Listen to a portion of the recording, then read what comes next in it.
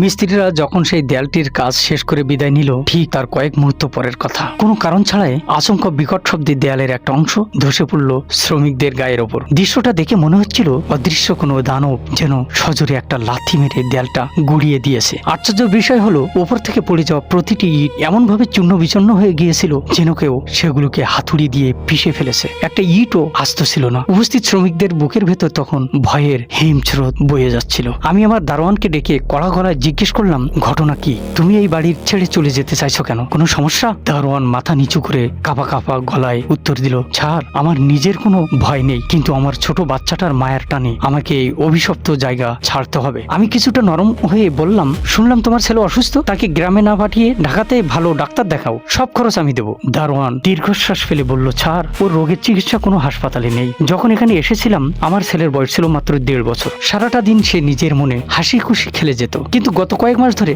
এই বাড়ির হাওয়া বদলে গেছে। আমি আপনাকে আগে জানাইনি, পাশে আপনি বিরক্ত হন, কিন্তু আমার বাচ্চাটা আর আগের মতো নেই। সে একটু থামলো, তারপর চোখ বড় বড় করে বলতে লাগলো, দিনের বেলা সে পাথরের মতো নিশ্চুপ হয়ে থাকে, কিন্তু রাত বাড়ার সাথে সাথে তার ভেতর অন্য কারোর ছায়া ভর করে। তার আচরণ তখন মানুষের মতো থাকে না, হয়ে যায় হিংস্র কোনো পশুর মতো। মুখ দিয়ে অনবরত লালা ঝরতে থাকে, জিভটা অস্বাভাবিক ভাবে বেরিয়ে আসে, আর তার জলজলে চোখ দুটো স্থির হয়ে থাকে পার্কিং এর ওই নতুন দেয়ালটার দিকে। অপার্থিব এক যন্ত্রণায় সে ডুকরে কেঁদে ওঠে। মাঝরাতে সেই কান্নার শব্দ শুনলে কলিজা শুকিয়ে যায়। স্যার, কি আছে এই দেয়ালটার আড়ালে? কেন একটা নিষ্পাপ শিশু পশুর মতো আচরণ করছে? এই বাড়ির পরতে পরতে লুকিয়ে থাকা সেই বীভৎস রহস্য, এই রহস্য কি উন্মোচিত হবে?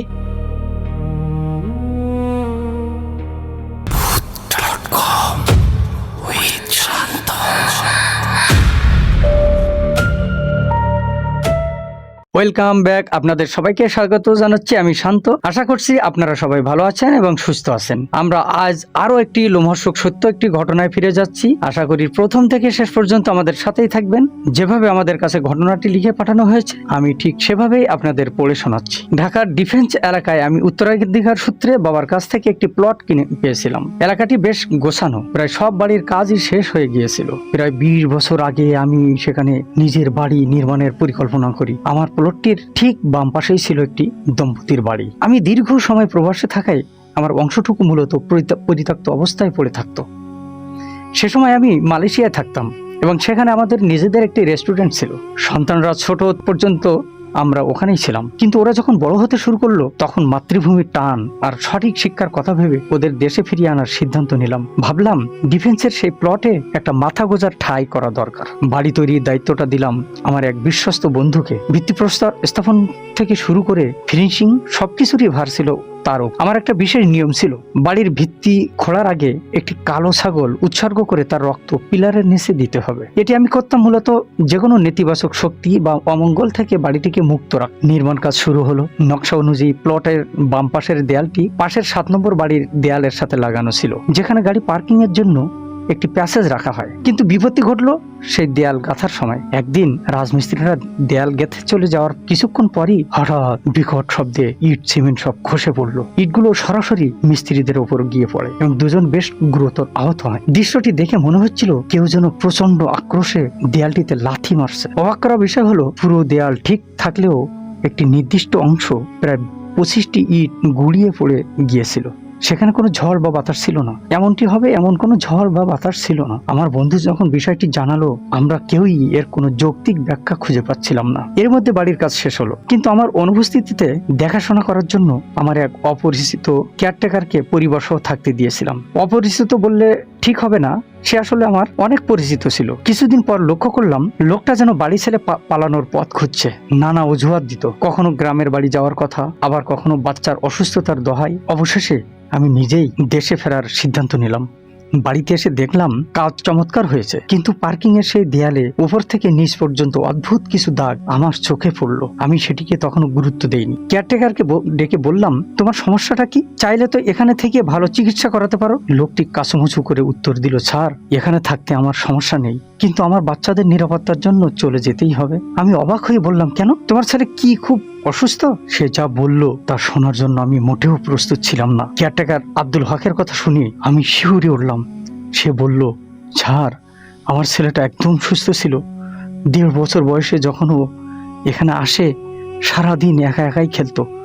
কিন্তু কিছুদিন ধরে ওর সাথে অদ্ভুত সব কাণ্ড ঘটছে। ও সারাদিন পাথরের মতো চুপচাপ থাকে, অথচ রাত হলেই ওর আচরণ হিংস্র পশুর মতো হয়ে যায়। ওর জিভ বেরিয়ে আসে, মুখ দিয়ে লালা ঝরতে থাকে, আর ওর ওই দেয়ালটার দিকে তাকিয়ে ও অঝরে কাঁদতে থাকে। কথাগুলো বলেই আব্দুল হক আমার হাত ধরে পার্কিংয়ে সেই দেয়ালটার কাছে নিয়ে গেল। দিনের আলোয় যা আমি এড়িয়ে গিয়েছিলাম, এখন তা দেখে আমার রক্ত হিম হয়ে এলো। দেয়াল জুড়ে কোনো এক অদ্ভুত প্রাণীর পায়ের ছাপ। ছাপগুলো এমনভাবে ছিল যেন কোনো জানোয়ার দেয়াল বেয়ে নিচে নেমেছে, আবার নিচ থেকে উপরে উঠেছে। আমি অবিশ্বাসের সুরে বললাম, আব্দুল হক, এটা তো কোনো সাধারণ জন্তুর ছাপ মনে হচ্ছে না। কোনো প্রাণী কি এভাবে খাড়া দেয়াল বেয়ে ওঠানামা করতে পারে? হয়তো কোনো বিড়াল এসেছিল। সে দীর্ঘশ্বাস ফেলে বলল, না স্যার, এটা বিড়াল নয়। আপনি কয়েকটা দিন এখানে রাত কাটান, তাহলেই সব বুঝতে পারবেন। আমি নীরব হয়ে গেলাম।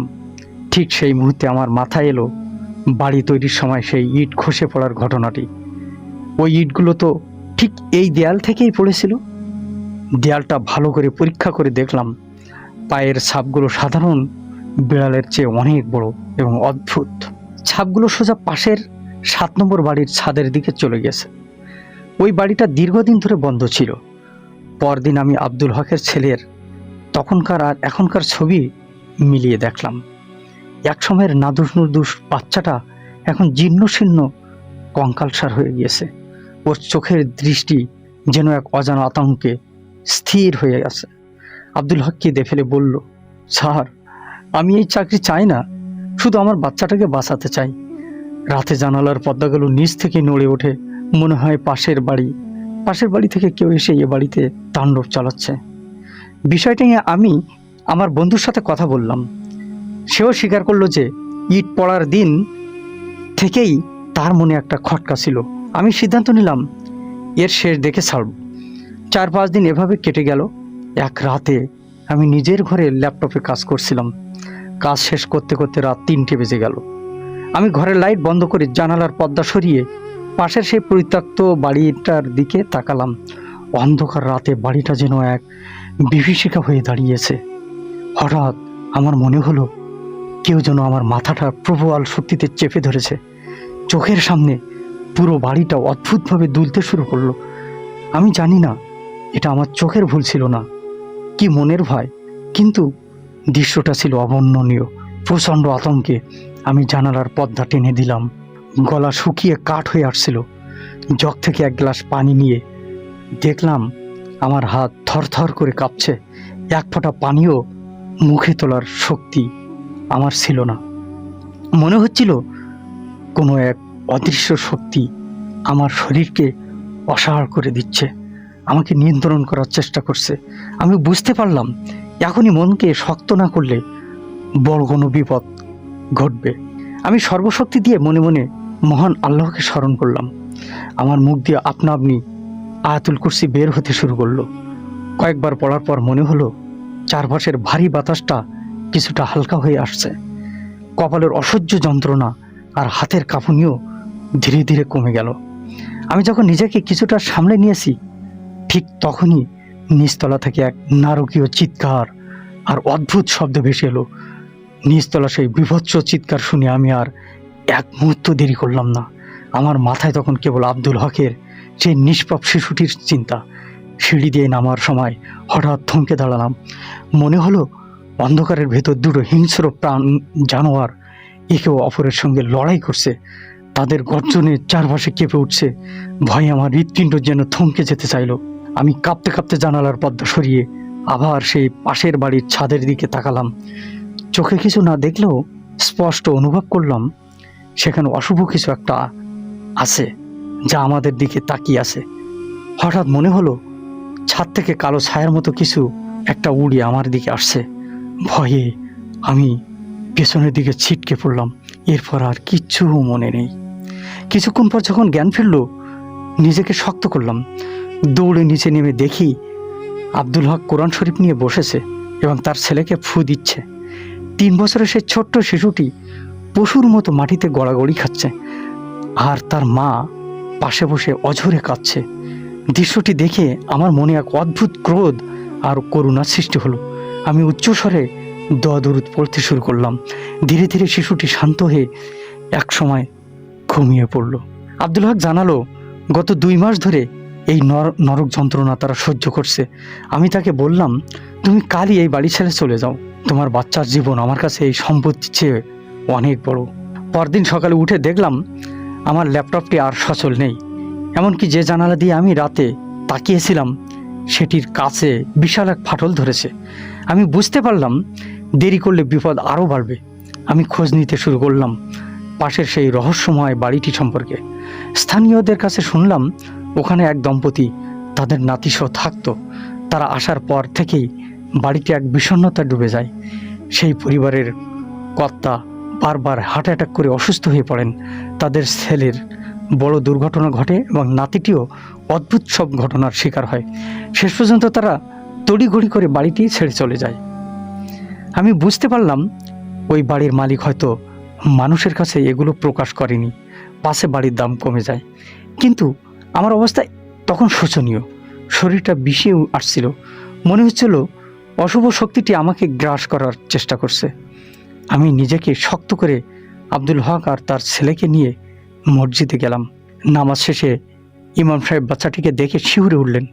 তিনি বললেন, এই নিষ্পাপ শিশুটির ওপর অত্যন্ত অশুভ শক্তি দৃষ্টি পড়েছে। ও যে এখনো বেঁচে আছে এটাই মিরাকল।